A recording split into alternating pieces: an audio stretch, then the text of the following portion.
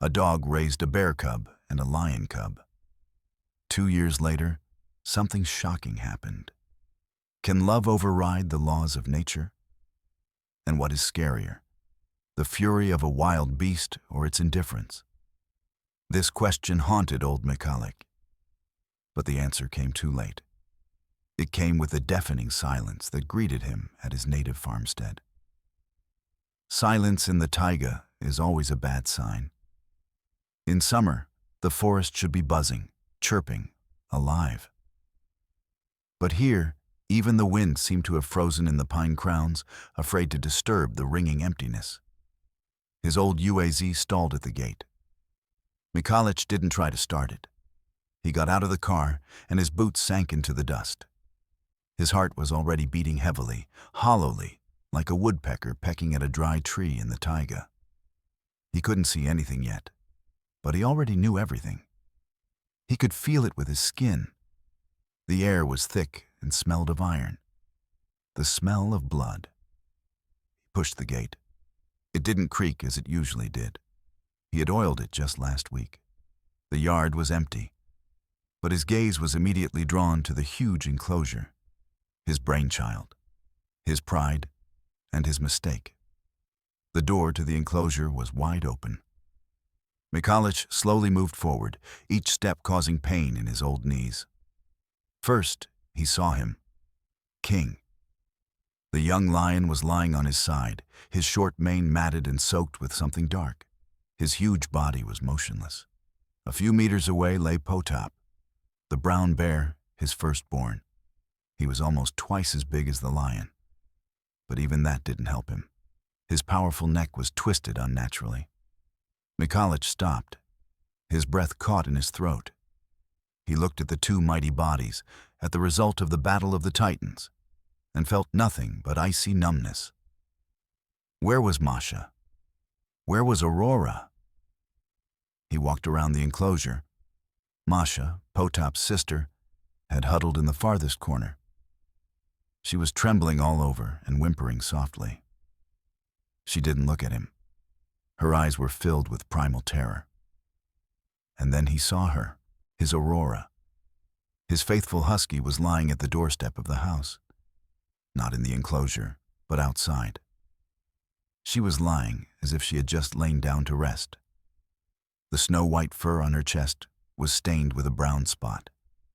One eye, sky blue, stared into the same blue, indifferent sky. The other, brown, was half closed. Michalek collapsed to his knees. He reached out a trembling hand and touched her fur. It was still warm. He pressed her head to his chest, and the world around him shattered into a million pieces. The old man cried out. Silently, his mouth agape, because only a wheeze escaped his throat. He wasn't crying for the lion or the bear. He was crying for the dog, for the mother who had been killed by her own children. They didn't kill her out of malice. They killed her simply because she stood in their way. Before we continue, let us know which city you are from. We're curious to know where our videos are being watched. Don't forget to subscribe to the channel and leave your rating. It motivates us to make new and interesting videos. Well, let's get started. 2 years ago, everything was different. It was also a hot summer. Michalek was walking around his plot and came across a ravaged raspberry patch. Next to it was the body of a female bear. Apparently, she had stumbled into an old poacher's trap and suffered for a long time. A quiet cry came from the fallen trees. 2 tiny balls of brown fur, blind and helpless. They poked their noses into their mother's cooling body. The old gamekeeper's heart, accustomed to the harsh laws of the taiga, trembled. He couldn't leave them. He wrapped the cubs in his jacket and took them home. Aurora met him at the door. She sniffed the strange load and growled warily. Michalek dropped the jacket on the floor. He unfolded it. The cubs, sensing the warmth, crawled toward the dog. Aurora froze. She looked at them with her different eyes, as if weighing something. Then she lay down on the floor and gently pushed one of them with her nose toward her belly. Then the second one. That evening, she became their mother. Mihalic watched them through the window, smoking a hand-rolled cigarette and thinking that maybe he had gone mad. But his soul was calm, as it had not been for many years. He named them Potap and Masha. He had no idea that his strange family would soon grow even larger. 3 weeks later, on his way back from Sosnovka, he saw it. A broken-down truck with no license plates was standing on the side of a forest road. There was no one around. The cab doors were wide open. In the back, there were several broken cages. A faint squeak came from the smallest one. Mihalic looked inside. On the dirty straw lay a skinny, mangy kitten. Only it wasn't a kitten. It was a little lion cub, probably contraband. The accident had scared off the criminals, and they had left their living cargo to die. The lion cub was on its last breath. Dehydrated and emaciated, Mihalic couldn't pass by again. He took it home and fed it goat's milk from a pipette. Aurora accepted it too. She licked it and warmed it with her body. The bear cubs, who had already grown a little, poked the new member of the family with curiosity.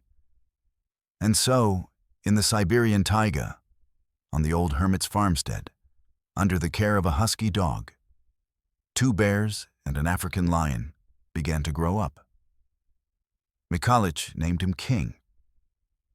At that moment, it seemed funny to him. He watched the 3 little ones fussing around their foster mother and believed he had created a little paradise, a cozy little world where the laws of nature did not apply, where a lion, a bear, and a dog could be one family. He filmed them with an old camera and kept a diary. He was happy. This idyll lasted exactly 1 year, and then the first cracks appeared in his paradise. A year passed. The animals grew up. They were still teenagers, but no longer helpless little creatures. Their games became louder and rougher. What used to be fun in games now sometimes resembled a real fight. Aurora was still the undisputed authority figure for them. A single growl from her was enough to end any conflict. But Mihalic began to notice changes. King, although the most graceful, increasingly demonstrated his royal airs. He would walk up to Potap's bowl and simply push the bear away with his shoulder. Potap, stubborn and strong, did not always tolerate this. He would growl in response, and then a fight would break out. Masha usually didn't interfere, but she was always on her brother's side. Aurora would separate them. She would stand between them, bare her teeth, and they would back off. But her eyes no longer had their former calm. There was anxiety in them. Mihalic understood that this was only the beginning. Their instincts were awakening. He built a huge enclosure for them so they would have a place to expend their energy. But the enclosure could not replace their freedom, and he could not let them go. Where would they go? Bears that did not know the wild would not survive. And a lion in the Siberian taiga was nonsense. He had trapped himself. He loved them all. But his love was becoming a prison for them. And then the whole world found out about his prison. His name was Viktor Snegirev. He was a journalist from Krasnoyarsk. He came to Sosnovka for some boring story about the local administration. But in the only cafe in the entire village, he heard rumors about a crazy old man in the forest who kept a tame bear, and not just one, and even a lion. Viktor immediately realized that this was a sensation. He got hold of a UAZ and spent several hours bumping along the forest road. Mihalic met him with a rifle. He didn't like strangers, but Viktor wasn't the type to back down. He talked for a long time, convincingly, about how this was a unique story that the world needed to hear, about how he would write everything with respect and love. Mikhalich listened. Deep down, he was flattered by the attention. He was proud of his family. He wanted to share his miracle. And he gave in. He let the journalist onto the farm. Victor spent 2 days there. He took photos, filmed videos, and talked to Mikhalich for hours. He was thrilled. Aurora, calmly watching the huge predators play. King, rubbing his head against the old man's legs like a domestic cat. Bears eating out of his hands. It was incredible. Victor left, promising to do his best, and he kept his word. A week later, his article was published, with a loud headline, "Siberian Mowgli, a pensioner and his pride." The article spread across the internet, and then all hell broke loose. People started flocking to the farm. At first, they were just curious. Then bloggers with cameras showed up. Then TV crews arrived. Mikhalich fought them off as best he could. He hung a sign on the gate that read, "No trespassing, mean dogs." But it didn't help. His quiet life turned into a thoroughfare. And then serious people showed up. Representatives of zoos, owners of private circuses. They offered money, big money, for King, for the bears. A mustachioed man in an expensive suit tried for a long time to convince him that the animals would be better off in specially equipped enclosures under the supervision of veterinarians. Mikhalich listened and said nothing. Then he took an axe and said that if the man didn't leave, he would chop his head off. The man left, but soon others arrived. From the district administration, with the local police officer. They didn't offer money. They demanded it. They said that keeping wild predators was dangerous, that he was breaking the law, that if something happened, he would go to prison. The local police officer, a young lieutenant, spoke to him humanely. "Petrovich, understand, this is a time bomb. You've created a time bomb, and it's about to explode." Mikhalich kicked them out too. He reinforced the fence and put new locks on the gates. He decided to protect his family to the end. He didn't understand that his main enemy wasn't outside. It was growing inside the enclosure. Another summer passed. The second, the decisive one. The animals grew. King turned into a magnificent young lion. His ribs could no longer be counted. Muscles rolled under his smooth skin. His mane began to grow. Potap became huge. Standing on his hind legs, he was 2 heads taller than Mikhalich. His paw could knock down a pine tree. Masha also grew large, but retained a calmer disposition. They were no longer children. Their games were over. Now everything was serious. A struggle for food, a struggle for territory, a struggle for status. One morning, the taiga was shaken by a sound that had never been heard here before. It was a roar. Not a growl, but a real full-bodied lion's roar. It made the windows in Mikhalich's hut rattle. The birds in the forest fell silent. It was King asserting his rights. To this land, to this pack. Potap heard him. He couldn't respond with a roar. But he approached the thickest fence post and began to scratch it with his claws, leaving deep gouges. That was his answer. Aurora rushed between them. She could no longer separate them. She was too small. Her authority was based solely on memory, on habit. But instinct was stronger than habit. Mikhalich watched this, cold sweat running down his back. He realized that the police officer had been right. The bomb was ticking. He began to build a new enclosure, a separate one. For King. He worked from morning till night, straining his old muscles. He was in a hurry. He felt that there was almost no time left. He almost made it. Almost. On that fateful day, he had to go to Sosnovka. The flour and salt had run out. He hesitated. He didn't want to leave them alone.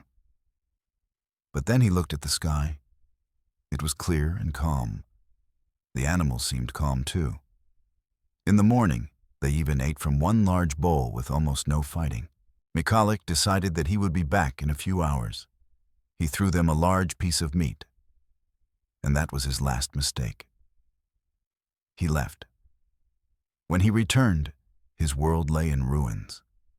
The world didn't fall apart. It just shrunk to a single point, to a warm but lifeless body in his hands. Michalek sat on the dusty ground, hugging Aurora to him, and rocked from side to side like a child. He didn't hear the buzzing of flies attracted by the smell of blood. He didn't feel the scorching sun burning his gray head. Time stood still. How long had he been sitting there? An hour? 2? The first thing that brought him back to reality was a quiet whimper from the enclosure. Masha. She was still there, huddled in a corner, alive, frightened, alone. The thought of her, like an electric shock, made him get up. His legs wouldn't obey him. He leaned against the wall of the house. He had to do something. He couldn't leave them all like that, lying under the open sky, at the mercy of flies and the sun. He looked at his hands. They were shaking. Hands that could skin an animal, build a house, deliver a goat's kid. But they couldn't lift the body of a full-grown lion or a bear. And he couldn't bury Aurora while those two were here. It would be wrong. A desecration of her memory. He had to call for help. The thought of it was repulsive. To show them all, the administration, the local police, the journalist, to show them the result of his pride, his failure. But there was no other way out. He carefully laid Aurora on an old canvas mat by the porch. He covered her with his jacket. Then he went to the UAZ. The car started on the third try, snorting discontentedly. The road to Sosnovka seemed to take forever. He drove without paying attention to the road, branches whipping the windshield. And before his eyes was the same image, his dog's blue and brown eyes staring into the void. In the village, he immediately drove to the local police station. The young lieutenant, seeing Michalek's face, understood everything without words. He didn't ask any unnecessary questions. He just asked quietly, "Who?" "Everyone," Michalek replied hoarsely. The lieutenant turned pale. He picked up the radio and started calling somewhere, speaking in official sharp phrases. "Emergency. Wild animal deaths. The area must be cordoned off." Michalek sat on a bench near the station and stared at one spot. He could feel the stares of passers-by on him. Rumors spread through the village faster than a forest fire. He knew what people were saying about him. "You've had it, you old fool. We warned you." He didn't blame them. They were right. While the police officer was organizing a team, a familiar SUV pulled up to the station. Viktor Snegirev got out. He was not alone. He was accompanied by a cameraman. Viktor saw Michalek, and something resembling sympathy flashed across his face. But it disappeared immediately, replaced by professional excitement. He approached the old man. "Mikhail Petrovich, my condolences. I just heard. What happened?" Michalek slowly raised his eyes to him. There were no tears in them, only a scorched desert. "This is your doing," he said quietly, but in such a way that Viktor recoiled. "You and your damn camera. Get out of here before I strangle you with my bare hands." Viktor tried to say something, but the local police officer put his hand on his shoulder. "Not now, Andreich. Let the man calm down." But Viktor wouldn't be himself if he backed down. He nodded to the cameraman, who turned on the camera. The red light burned like the devil's eye. A whole procession was already on its way back to the farm. The local police officer's UAZ, Victor's car, and another truck with a veterinarian and 2 workers. When they arrived, the scene of the tragedy unfolded in all its horrific glory. The veterinarian, an elderly man with tired eyes, pronounced the animals dead.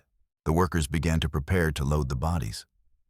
Victor walked around with a microphone, asking the local police officer questions. The cameraman filmed everything. Close-ups of the wounds on the lion's body. The dead bear. Masha, frightened in the corner of the enclosure. Mihalic stood aside, frozen. He watched as strangers took control of his world, as they turned his personal grief into a news story, into content. He saw the cameraman trying to film Aurora's body, which was covered with a jacket. Mihalic lunged forward, blocking the dog with his body. "Don't touch her," he growled. "Don't you dare." The cameraman lowered his camera. Even for him, it was too much. Everyone's attention shifted to Masha. The bear still sat in the corner, unresponsive. The veterinarian approached the enclosure. "We need to do something about her. She's in deep shock. We can't leave her here. And we can't release her into the wild either. She won't survive." "Take her to the zoo," someone from the crew said. Mihalic shuddered. He imagined Masha, his quiet, timid girl, in a cramped concrete cage, under the gaze of hundreds of curious people. "No, not that. I won't give her up," he said firmly. The police officer sighed. "Petrovich, it's not up to you anymore. We've called in specialists from the regional center, from the hunting inspectorate. They'll be here tomorrow. They'll decide her fate." It was the longest night of Mihalic's life. King and Potap's bodies were taken away. Only dark spots and a heavy smell remained on the ground. Victor and his team also left, promising to return tomorrow. The farmstead was quiet again, but this silence was oppressive, suffocating. Mihalic picked up a shovel. He dug under the old pine tree where Aurora loved to lie in the heat.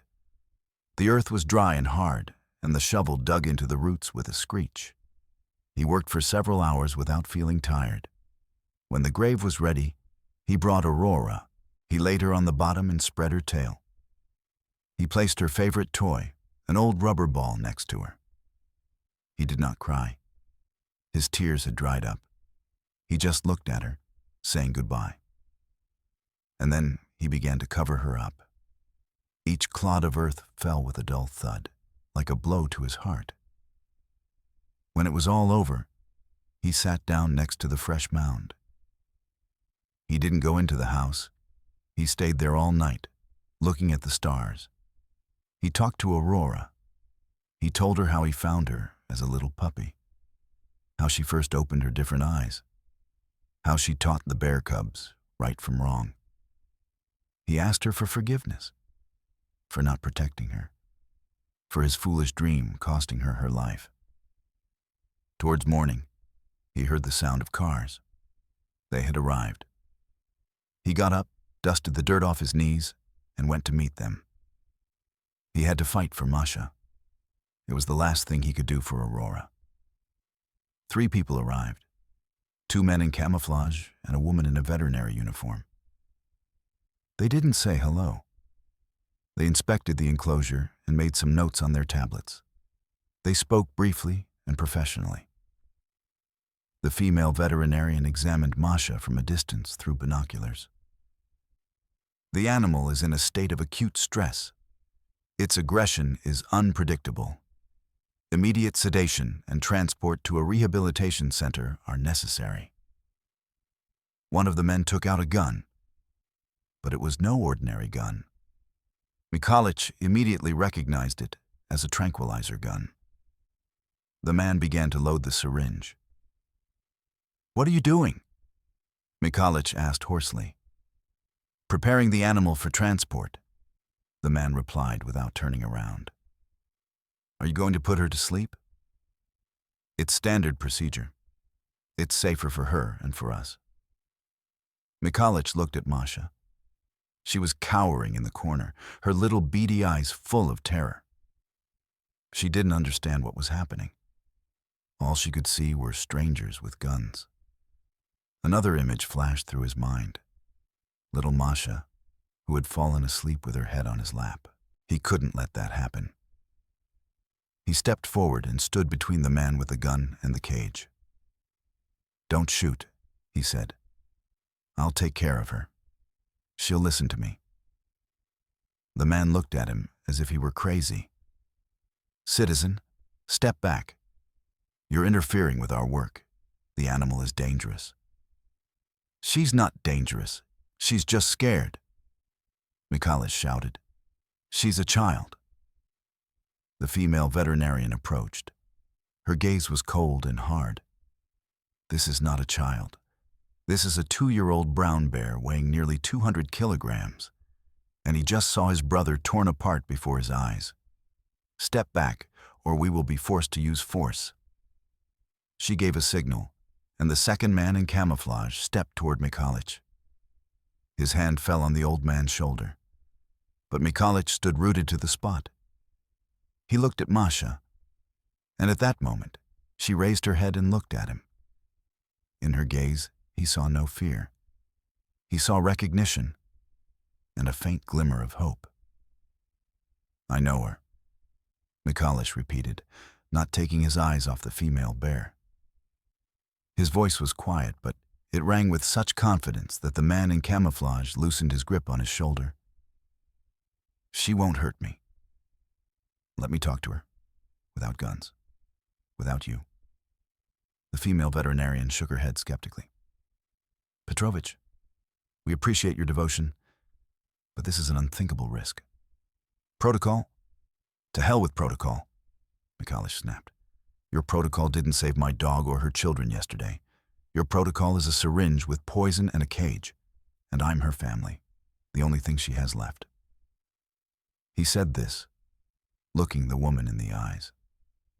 She saw in his gaze not madness, but an abyss of pain and desperate determination. She looked at Masha.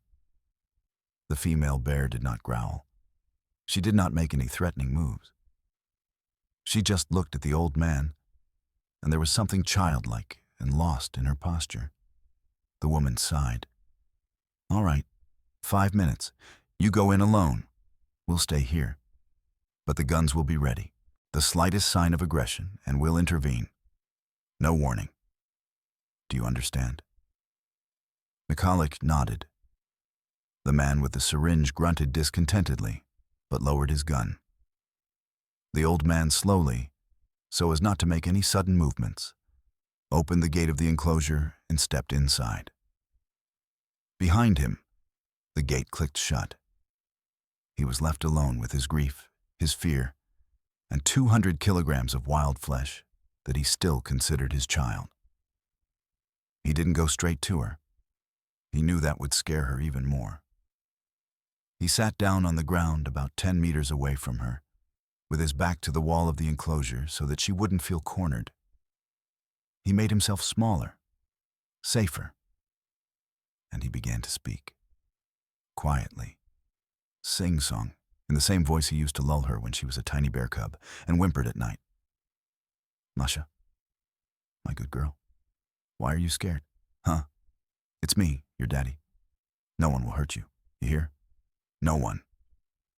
He didn't look at her directly, only watching her reaction out of the corner of his eye. She stopped trembling, her ears turned toward him, and she listened intently. He continued talking, recalling all sorts of trivial things from their past life. "Do you remember how you stole a can of condensed milk from Potap? And then you sat there with your face all sticky, and he was so angry with you? He was silly, your brother, but he loved you." At the mention of Potap, Masha began to whimper again. She took one tiny step toward him and froze.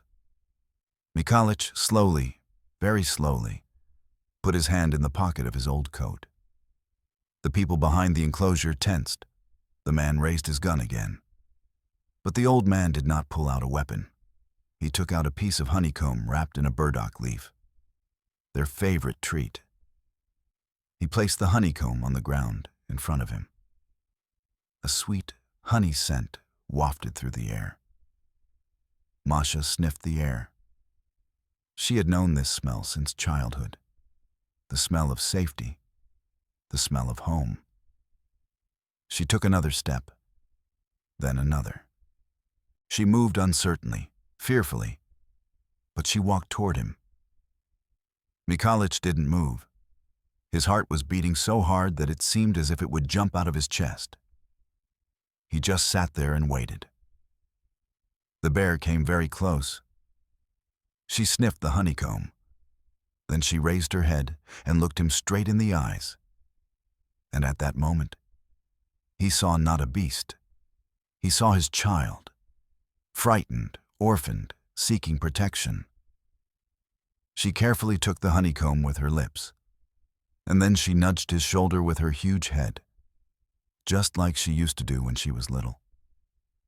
Mikhalich couldn't take it anymore. He gently hugged her around the neck, buried his face in her thick, forest-scented fur, and the tears he had been holding back all night poured from his eyes. "Forgive me, daughter. Forgive me," he whispered. Silence reigned behind the fence. Even the cynical hunters stared at the scene with their mouths agape. The female veterinarian lowered her binoculars. Her face was written with shock. It seemed as if a miracle had happened. At that very moment, a moment of fragile unity and hope, the silence was broken by a sharp sound. A car door slammed, and footsteps crunched on the gravel. "There he is! There he is, the golden shot! Shoot quickly before they disperse!" Viktor Snegirev's excited voice rang out. He had arrived as promised, and he wasn't alone. He had brought the cameraman with him. They jumped out of the car and rushed to the enclosure. Viktor saw nothing but a sensation. An old man hugging a killer bear. This would blow up the internet. The cameraman raised his camera. A bright ray of sunlight reflected off the lens. This sudden glare, the loud voices, the appearance of new people, it all came crashing down on Masha in an instant. Her world, which had just begun to find balance, collapsed again. Her primal instinct took over. She jerked away from Mikhalich. Not a growl, but rather a roar of terror and pain escaped from her chest. She stood up on her hind legs, her full height towering over the crowd. She wasn't aggressive. She was panicked. She didn't look at the people. She was looking for a way out. Salvation. And she found it.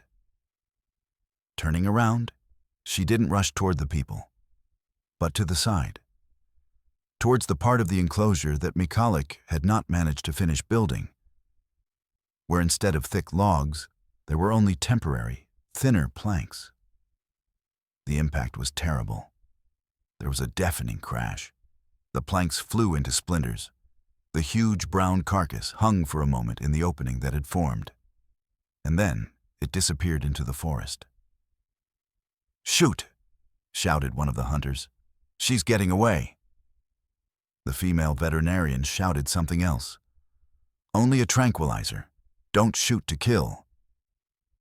The man with the syringe raised his rifle, trying to catch the body flashing among the trees in his sights.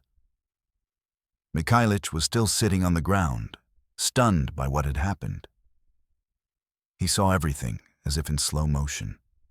The panic in Masha's eyes, the cracked boards, the flight.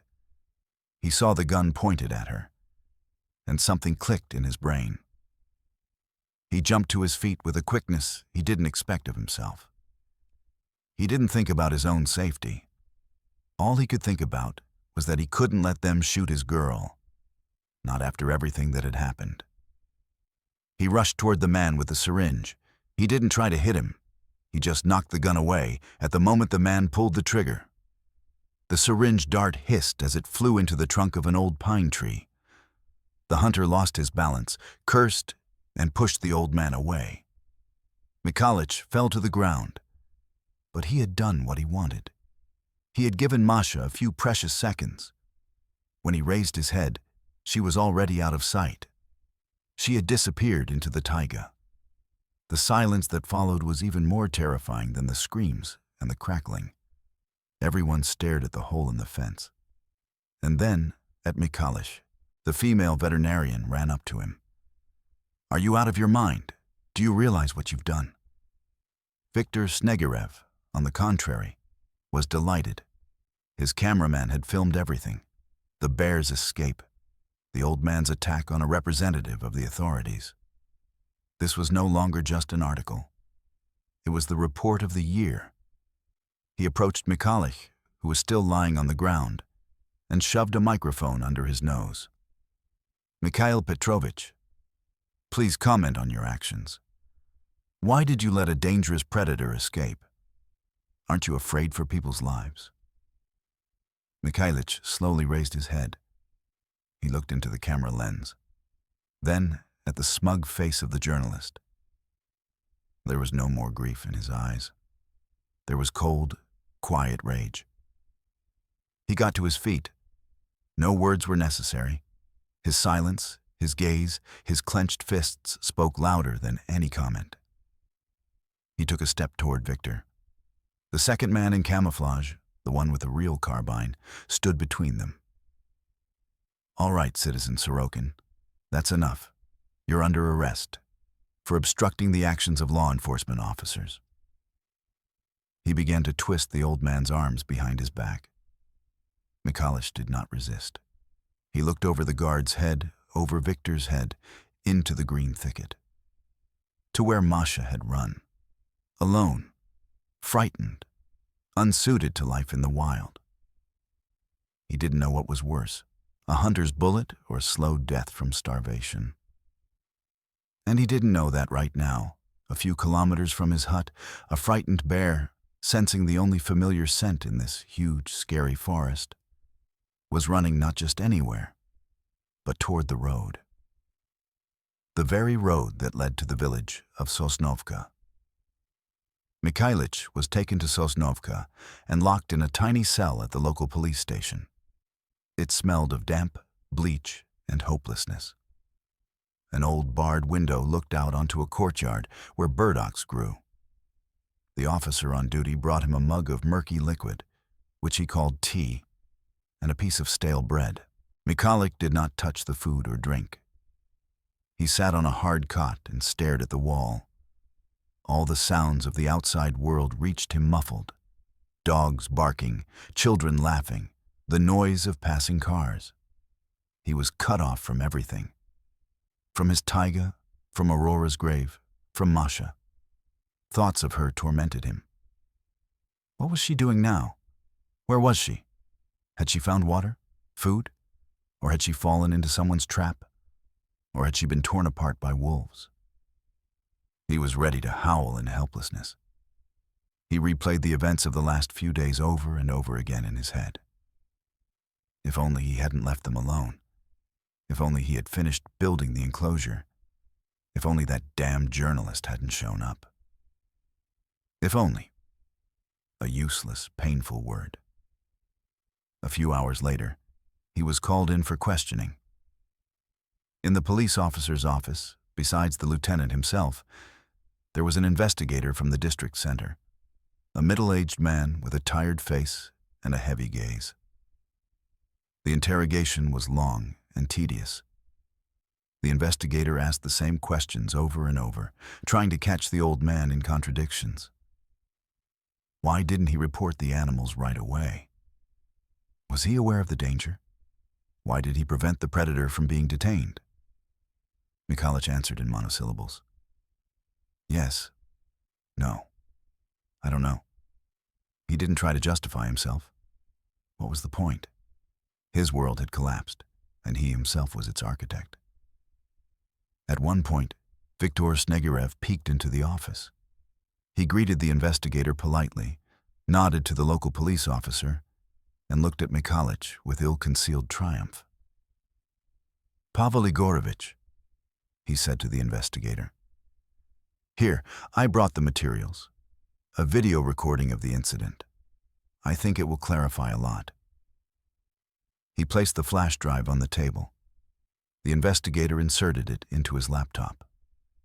Mikulich's face appeared on the screen, distorted with grief. And then chaos. Masha's panic. The crack of breaking boards, people running, pushing, a gun being fired. The video was clear and merciless. It was documentary evidence of his crime.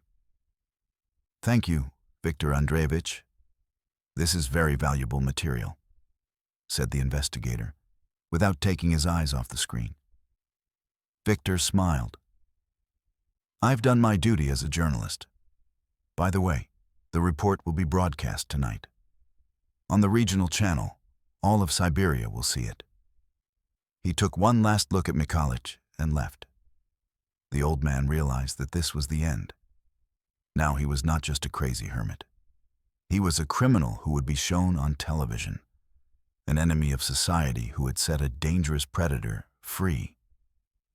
Meanwhile, a few kilometers from the village, Masha came out onto the road. She had never seen asphalt before. It smelled strange and sharp. She stopped at the side of the road, shifting uncertainly from paw to paw. The forest behind her was strange and frightening. Ahead, in the distance, she could see the roofs of houses. Familiar smells wafted from them. Smoke from chimneys, domestic animals, people. He must be there. Dad. She didn't know where to go, but her instinct, distorted by 2 years of living with a human, drew her not into the depths of the taiga, but toward people. She took a few steps on the asphalt. The hot surface burned the pads of her paws. A car appeared in the distance. It was driving fast. Masha got scared and darted back into the bushes. The car sped past. Behind the wheel was a local farmer, Uncle Vasya, who was returning from the market. He caught a glimpse of a huge brown spot on the side of the road. Was it my imagination? He muttered and stepped on the gas. But a couple of minutes later, as he was entering Sosnovka, he saw a commotion in the street. People were gathering in groups, discussing something excitedly. He stopped at a store. "What's going on?" he asked the saleswoman. "Haven't you heard? Petrovich's bear escaped. The very same one. They say it's rabid. It killed all his family and ran off into the forest. It'll be on TV soon."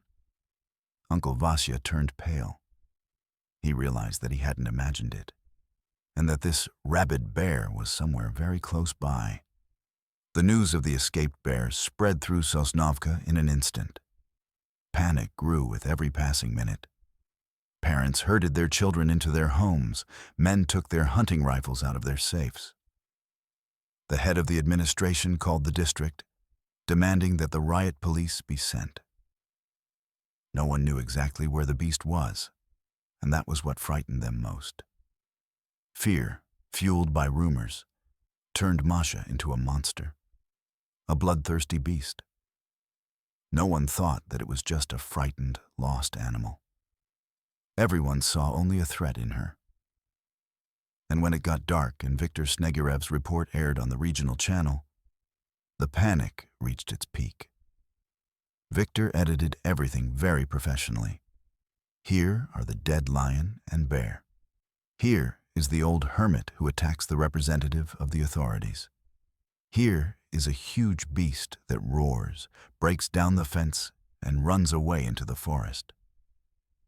All this is accompanied by alarming music and the announcer's threatening voice. A dangerous predator is on the loose. The residents of the village of Sosnovka are in fear. The authorities are doing nothing. The report ended with a close-up of Viktor against the backdrop of Mikulich's hut. "We will follow developments," he said with a serious expression. Viktor Snegurev, reporting for the evening news. After this report, the local men, fueled by alcohol and fear, had no doubts. They would not wait for the riot police. They would find and kill the creature themselves. They formed a squad, about 10 men, with guns, flashlights, and dogs. They considered themselves heroes, saviors of the village. Mikhailich couldn't see the TV from his cell, but he could hear the muffled sounds of the report coming from the duty room. He heard the alarming music and Victor's name. He understood everything. He went to the door and started pounding on it with his fists. "Lieutenant, let me out! Do you hear me? Let me out!"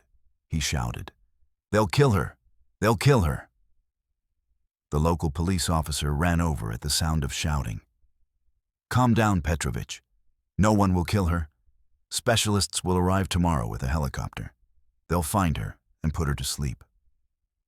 Tomorrow will be too late." Mikhailich wouldn't give up.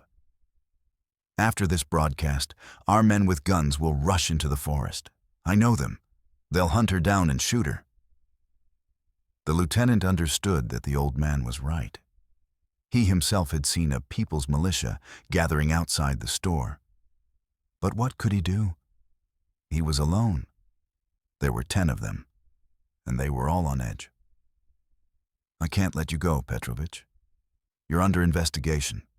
Calm down and go to bed." He closed the window in the door and left. Mikhailich was left alone. In silence, he sat down on his bunk and wrapped his arms around his head. There was only one thought in his head. He had to get out. He had to save Masha. He began to examine the cell. Bare walls, a sturdy door, and a small window under the ceiling, with bars. The bars were old and rusty. One of the bars at the bottom, near where it was attached to the frame, seemed particularly thin. It was almost eaten away by rust. Mikhailich stood up on his bunk. He could barely reach the window. He slipped his fingers through the bars and grabbed hold of the bar. It was cold and rough. He began to shake it, back and forth, back and forth. At first, the bar resisted. But Mikhailich was stubborn. His old strength awakened in his hands. He shook it for a minute, 10 minutes, half an hour. His fingers were rubbed raw. His shoulders ached from the strain. But he didn't stop. And then, with a quiet creak, the bar gave way. He broke it out of its lower fastening. Now it could be bent back. The opening was small, but he was thin and wiry. He had to squeeze through. Meanwhile, the hunters had already gone deep into the forest. They were following the tracks Masha had left by the road. The dogs picked up the scent, but behaved strangely. They did not bark excitedly as they would at a normal animal. They whimpered and cowered at their master's feet. They sensed not aggression, but fear. But the people paid no attention to this. They walked on, lighting their way with lanterns. Their voices and the crackling of branches echoed through the night forest. Masha could hear them. She hid under the upturned roots of a fallen fir tree. She heard screams and saw flashes of light. She was trembling all over. She didn't understand what they wanted. She just wanted to be left alone. She wanted to go to her father. Suddenly, one of the dogs, the youngest and dumbest one, broke away and rushed toward her hiding place, barking. The hunters rushed after him. "There she is, under the stump." The beams of all the flashlights converged on one point, blinding her. Masha growled. It was a growl of despair. She didn't want to attack. She wanted to be left alone. But to the drunk, frightened men, that growl was a signal to attack. "Shoot her before she gets away," someone shouted. And in the silence of the night, drowning out the dogs' barking and the people's cries, the first shot rang out. The bullet hit the trunk of a spruce tree, just a few inches from Masha's head. Splinters of bark flew into her face. The deafening roar of the shot and the sharp smell of gunpowder finally broke her last inhibitions. Panic overwhelmed her. She no longer hid. She sprang from under the roots like a huge brown projectile, sweeping everything away in her path. She did not attack. She ran. She ran from the light, from the screams, from the pain. The young dog that had been barking at her was right in her way. She did not notice him. She simply knocked him down with her weight, throwing him several meters away. The dog yelped and fell silent. The hunters were stunned. They had expected a fight, a fierce attack. But the beast just ran away from them. "Surround her. Don't let her get away," shouted the leader of the group, coming to his senses. Several more shots rang out. Random shots in the darkness. One of the bullets finally caught up with her. It grazed her hind leg, tearing off a patch of fur and leaving a deep, bleeding scratch. The pain was sharp and burning. Masha let out a cry, but didn't even slow down. Instinct drove her forward, away, into the darkest thicket, where the beams of the lanterns could not reach. She rushed through the bushes, breaking branches, not caring where she went. Blood dripped from her paw, leaving dark spots on the moss. She did not know that this bloody trail was now leading the hunters to her, like a string. At the same time, Mihalic, his shoulders and back torn and bleeding, finally managed to climb out of the cell window. He jumped down into the courtyard. It was quiet. The guard had apparently dozed off in front of the TV. The old man, trying not to make any noise, climbed over a low fence and found himself on the street. Sosnovka was sleeping restlessly.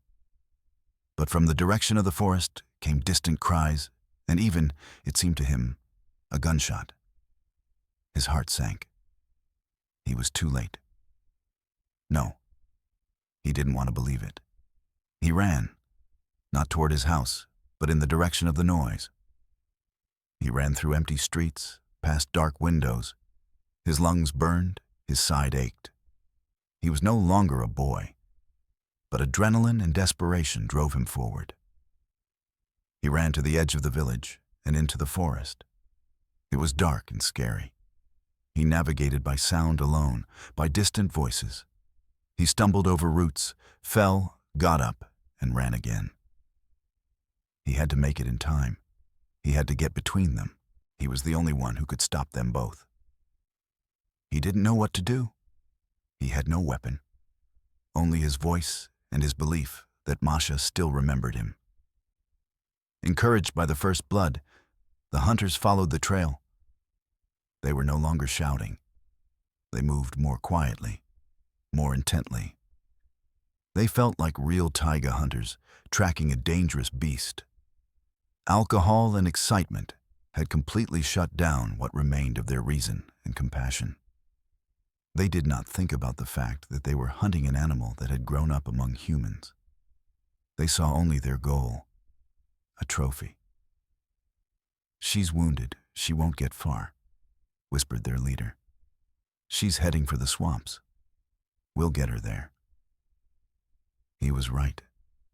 Masha, exhausted from blood loss and fear, instinctively sought water and thick vegetation. She came to the edge of an old peat bog overgrown with reeds. There was nowhere else to go. She waded into the sticky, muddy water up to her belly and hid in the reeds. She was breathing heavily. Her wounded paw was burning. She could hear her pursuers approaching. She was trapped. When the hunters came ashore, they saw her immediately. The moon emerged from behind the clouds, and her silhouette stood out clearly against the water. "There she is, my dear," one of them muttered, raising his rifle. 10 barrels were aimed at the bear trembling in the reeds. She raised her head and looked at them. There was no malice in her eyes, only deadly fatigue and bewilderment. She did not understand why. "Stop! Don't shoot!" came a desperate cry from behind them. The hunters started and turned around. Mihalic staggered out of the darkness. He was covered in mud, his clothes torn, his face scraped. He was breathing heavily, leaning against a tree trunk. "Petrovich?" How did you get here? Asked the leader of the group in amazement. I escaped, Mikalik replied curtly. Men, don't ruin your souls. Put down your guns. She won't hurt you. Are you crazy, old man? The hunter replied angrily. That creature is dangerous. Didn't you see the news? She could have come to the village, to the children. She's not a creature. Her name is Masha. Mikalik shouted. She's not dangerous. She's just scared. You drove her here yourselves. He took a step forward, trying to stand between them and the bear. Step back, Petrovich. We're asking you nicely. This is none of your business. It is my business, shouted the old man. She's my daughter, and I won't let you kill her. He turned toward the swamp. Masha, daughter, come here. Come to me, don't be afraid. Masha, hearing his voice, whimpered softly. She took a step toward him. The water in the swamp splashed. This movement was the last straw for the hunters. She's attacking. Fire! And at that moment, something happened that no one expected. There was no gunshot. Instead, there was a sharp, piercing whistle. And from somewhere to the side, out of the darkness, something small and sharp struck the shoulder of the hunter who had shouted, "Fire!" He cried out and dropped his rifle. It was a tranquilizer dart. Before the others could understand what was happening, people emerged from the forest. Many people. In camouflage, with professional weapons. They were specialists from the Regional Hunting Supervision Service, brought in by helicopter, accompanied by a local police officer. They had arrived earlier than expected and landed a few kilometers away, following the sound of gunshots. Everyone freeze. Police, put your weapons on the ground. The local police officer's loud voice rang out through a megaphone. The amateur hunters froze, looking confused at the professionals surrounding them. While some of the fighters disarmed the stunned men, the female veterinarian, the same one who had been at the farm, was already aiming her syringe at Masha. Don't! Mikalik shouted again, rushing toward her. But the woman looked at him calmly. Calm down, Petrovich. It's not poison. It's a sleeping pill. It'll be better for everyone. For her, first of all. She smoothly pressed the trigger. The dart pierced Masha's side with a quiet hiss. She flinched, tried to turn around, but her movements were already slow and clumsy. She looked at Mikalik with a foggy gaze. She took another step toward him, and slowly, as if she had been cut down, she began to sink into the water. Mikalik rushed toward her, ignoring the screams and the sticky sludge. He reached her just as her head touched the water. He managed to catch her before she drowned. He held her huge, heavy head on his knees, sitting waist-deep in the cold swamp water. She was still breathing. Her eyes were open, but she could no longer see anything. He stroked her wet fur and whispered something. That everything would be all right. That he would not abandon her. He did not see the drunken hunters being handcuffed on the shore. He did not hear the police radio crackling. He saw only his girl, who was falling asleep in his arms, and he knew that this might be the last time he would ever see her. When dawn broke, the swamp was a hive of activity. Masha was pulled ashore with a winch. A veterinarian treated and stitched her wound on her paw. It turned out to be shallow.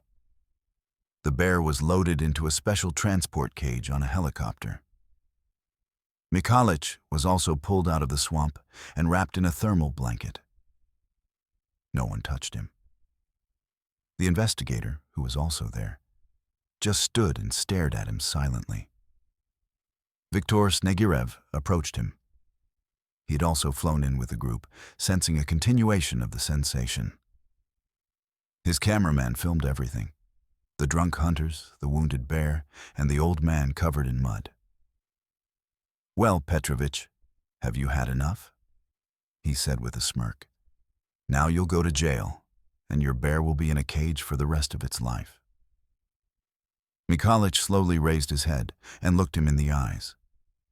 He looked at him silently for a long time, making the journalist feel uncomfortable. And then the old man said quietly, but so that everyone around could hear, "You think you won? You just put on a good show.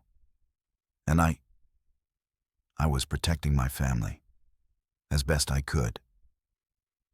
He turned away and walked toward the helicopter, where they were closing the cage door with Masha inside.